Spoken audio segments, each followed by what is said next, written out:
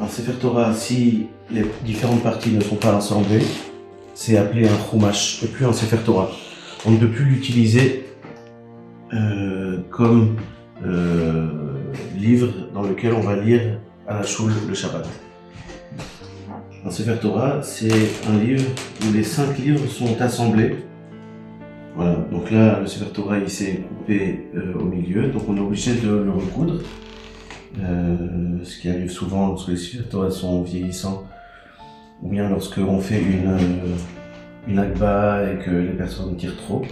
Donc en fait, le Sefer Torah se déchire. Pour coudre le Sefer Torah, on utilise des tendons de vache ou d'animaux kasher.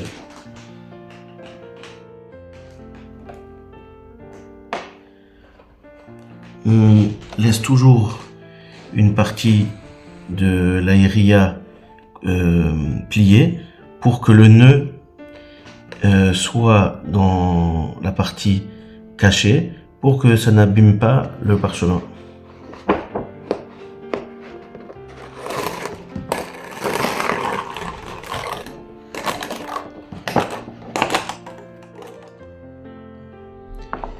Tout ce qu'on fait dans le Sefer Torah, depuis la fabrication du parchemin jusqu'à la fabrication de l'encre pour certains, l'écriture des lettres, l'écriture des noms d'Hachem, tout doit être fait avec une kavana particulière qu'on appelle l'ishma. Si il n'y a pas eu cette intention particulière d'écrire, de préparer le Sefer Torah, eh bien le Sefer Torah n'est pas kasher.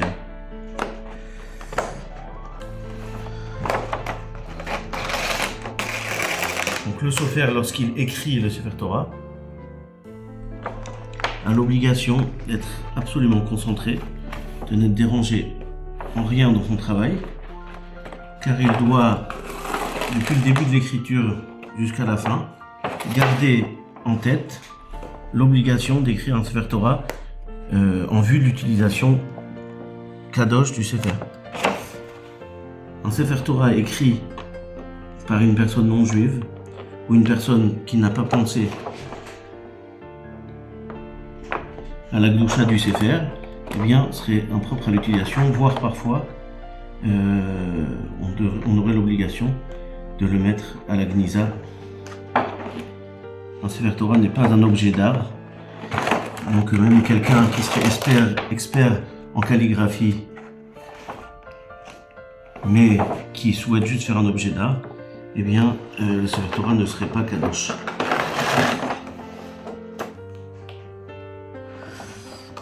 Le claf, le parchemin, doit provenir d'une bête kasher, pas forcément abattue rituellement, n'a pas besoin d'avoir eu la shrita, mais ça doit venir d'une vache ou d'une chèvre ou d'un mouton, que des animaux kasher.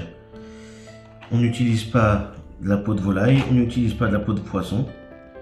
La peau de volaille est interdite parce que il y a trop de trous à cause des plumes dans le parchemin, et donc à ce titre-là, les lettres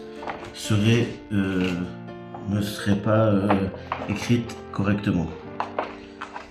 Et la peau de poisson, c'est parce que le poisson a une odeur mauvaise, et donc on ne peut pas utiliser un Sefer Torah avec quelque chose qui a une mauvaise odeur. Donc le parchemin, c'est de la peau. Après la mort de la bête, on récupère la peau, on la met dans une saumure. Tout ça avec l'intention d'écrire Sefer Torah, Tfilin et Mezuzot. Et les lanières des Tfilin. Pour les téphilines, on préférera la peau du museau d'une vache ou d'un taureau, parce qu'elle est épaisse et elle permet d'avoir des téphilines de qualité. Pour le Sefer Torah, on préférera de la peau d'une chèvre, qui parfois est plus tendre à travailler, et du coup la qualité de la calligraphie des lettres se trouvera améliorée.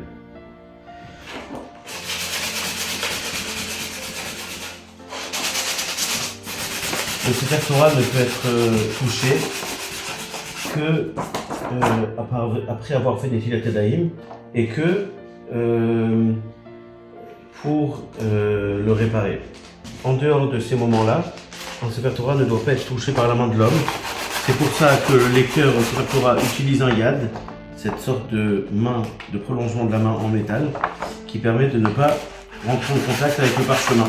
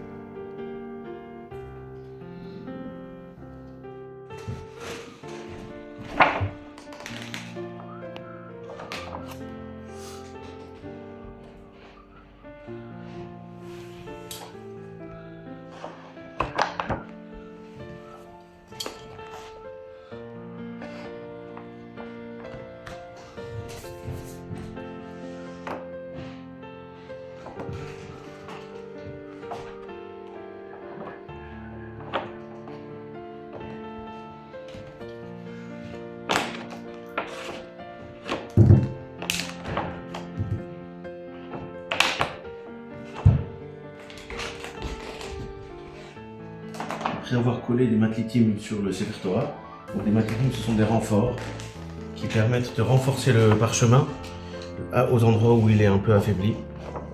Donc 1, 2 et 3. On va pouvoir le retourner et faire apparaître l'écriture.